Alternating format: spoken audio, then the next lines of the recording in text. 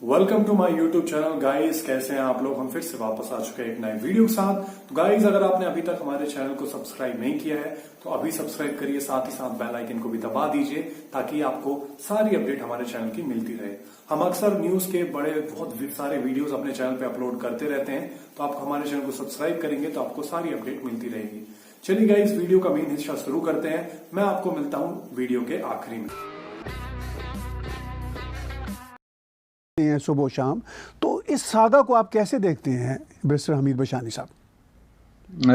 बड़ी ट्रैजिक किस्म की बात है जी। ये हिस्टोरिकली अगर देखा जाए, पहली बात यह है कि जो सऊदी अरब ने ये कहा है कि हमारी मुलाकात नहीं हुई है ना, तो ये मेरा बड़ा एक पसंदीदा किस्म का टॉपिक है और मैंने बड़ी इस पर रिसर्च की है पिछले 2-3 महीने में। जब ये यूनाइटेड अरब एमिरेट्स ने इसराइल को तस्लीम किया और उसके बाद ये बात शुरू हुई कि अब सऊदी अरब की जो है वो बारी है नेक्स्ट, तो इस पे जो बैक एंड फोर्थ जो डिस्कशन हो रही थी उस हवाले से मैंने काफ़ी रिसर्च वर्क किया है और बड़ा एक फैसिनेटिंग किस्म की इंफॉर्मेशन, जिसपे मैं 2-3 कॉलम भी लिख चुका हूँ मुख्तलिफ अखबारात में। ज़ाहिर है यहाँ डिस्कशन इतनी डिटेल में नहीं है, लेकिन मुख्तसर में आपको बता दूँ कि जो पैलेस्टाइन का आम आदमी है ना, जिसके साथ धोखा हुआ है, आम आदमी जिसको इस चक्कर में शुरू में ही नहीं पड़ना चाहिए था, चूँकि हम ये समझते हैं कि इस तरह के मुल्कों पे टेक लगा पे उन पे भरोसा करके उन पे तकिया करके तो आप अपनी आज़ादी की तहरीकें नहीं चला सकते।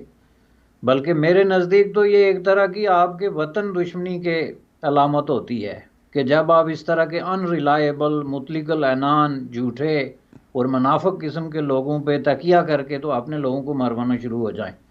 सो अनफॉर्चुनेटली जो फ़लस्तीनियन लीडरशिप का एक बड़ा हिस्सा था उसने ये रोल प्ले किया और बहुत हद तक वो इंटरनेशनल जो इस तरह की इंटरेस्ट कंट्रीज़ और ग्रुप्स थे उनके इंटरेस्ट को उन्होंने फ़लस्तीनियों के खून में रंगा। लेकिन इस दौरान मैं ये रिसर्च जो मैं कर रहा था कि जो इनकी मुलाकातें हुई ना इसराइल की लीडरों की और अरब लीडरों की, उसकी तो दुनिया की तारीख में कोई मिसाल ही नहीं मिलती।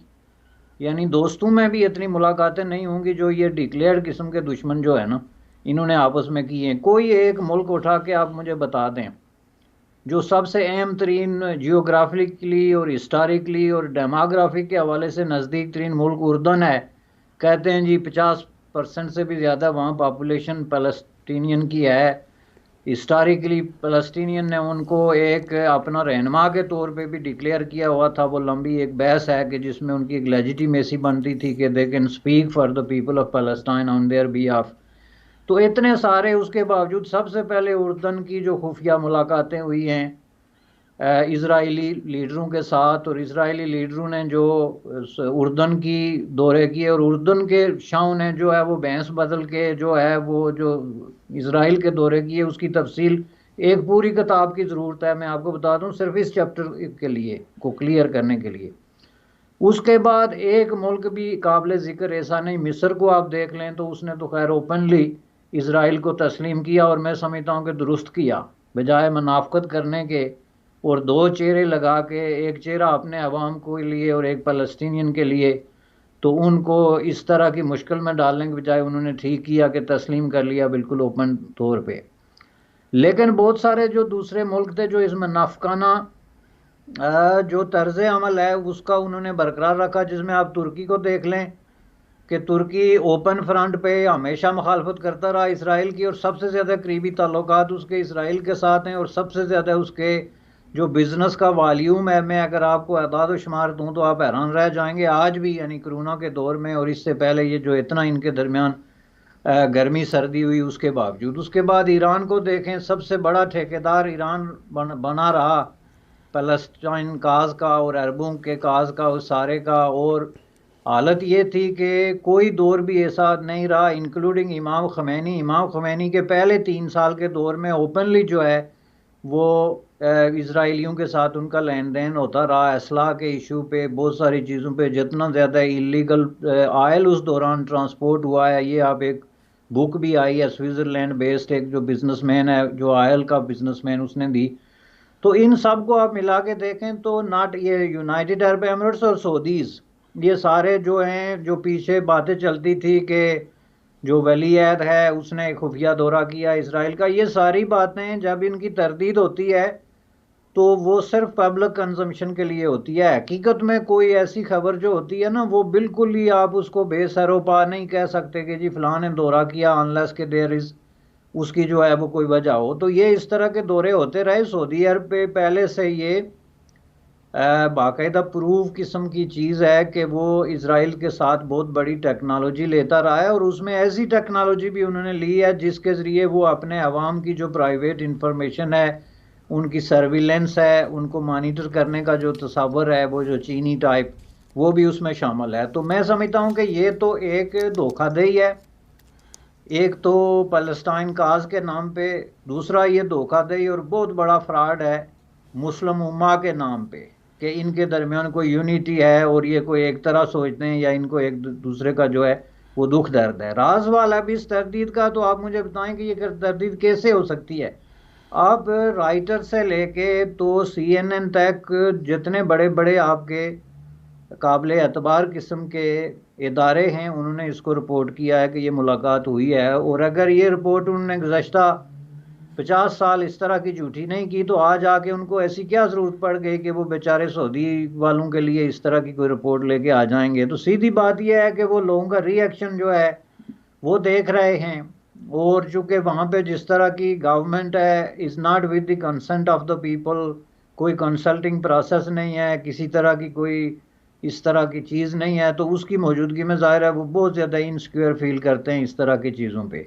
तो इसलिए उसने उनकी तरदीद कर दी। लेकिन ये एक चीज़ बिल्कुल क्लियर है कि अब जो है वो दूसरा बड़ा इन्फ्लुएंशियल मुल्क जो इस्लामी उम्मा आप जिसको कहते हैं, उसमें जो है वो सऊदी अरब भी होगा। और दूसरा मैं इसलिए कह रहा हूँ कि तीसरा पाकिस्तान होगा। पहला तो हो गया अरब एमिरेट्स जो है। जी जी बशानी साहब, देखिए बात आप कर रहे थे, आपने कहा पैलेस्टीनियन कॉज की, आपने जॉर्डन में पैलेस्टीनियन बस रहे उनकी बात की। आप देखिए इज़राइल बज़ाते खुद एक छोटी आबादी वाला मुल्क है, हार्डली कोई 6 to 7 मिलियन लोग रहते हैं, और उनमें को 1.5 से 2 मिलियन पैलेस्टीनियंस को इज़राइली पासपोर्ट मिला हुआ है। तो ये जो आपको और हम सबको धोखा देने के लिए पैलेस्टीनियन कॉज क्रिएट किया गया और हमारी आंखों में धूल झोंकी गई, मैं ये दावे से कहता हूँ और पूछना चाहता हूँ सऊदी अरब और दुनिया से, क्या 1 लाख पैलेस्टीनियन को सऊदी अरब में सिटीज़नशिप मिली हुई है? हरगिज़ नहीं मिली हुई। जब से 1.5 से 2 मिलियन पैलेस्टीनियंस को इज़राइल में सिटीज़नशिप मिली हुई है। तो हमारे लेफ़्ट ने भी, इस्लामिस्टों ने भी कभी इस मामले को सही तौर से समझा ही नहीं, इसको एक बिज़नेस कार्ड के तौर पर यूज़ किया। तो क्या ये जो अब करेक्शन है ये माइंडसेट में कहीं होगी? मैं पाकिस्तान की तरफ तो ज़रा बाद में आऊँगा, ये आपको ओवरऑल करेक्शन कहीं होती नज़र आती है? देखें जी, बिल्कुल ये करेक्शन होगी। आपने लेफ्ट की बात की, तो ये आपसे मुराद फार राइट लेफ्ट वाले जो हैं उनका ये बहुत बड़ा प्रॉब्लम है कि वो हर मामले में इस्लामिक फंडामेंटलिस्ट लोगों के साथ खड़े हो जाते हैं हर बात पे जाके।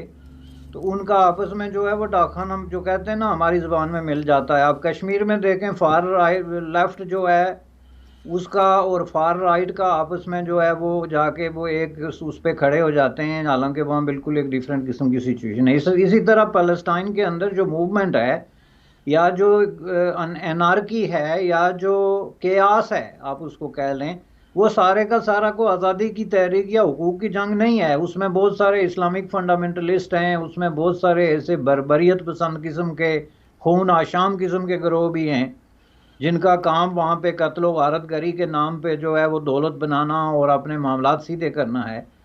तो उसको आप एक पैकेज के तौर पे डील नहीं कर सकते। तो डेफिनेटली इसमें जो है वो अप्रोच कुछ जो फार राइट की फार लेफ्ट की जो रही है मुख्तलिफ हलकों की, वो आपके सामने, और उसमें से बहुत सारी गलत है। लेकिन मैं ये समझता हूँ कि जो साहिबे जो रेशनल लोग हैं, जो अपनी थिंकिंग रखते हैं, अपने दिमाग से सोचते हैं, उन्हें हमेशा इसको इसी नज़र से देखा है।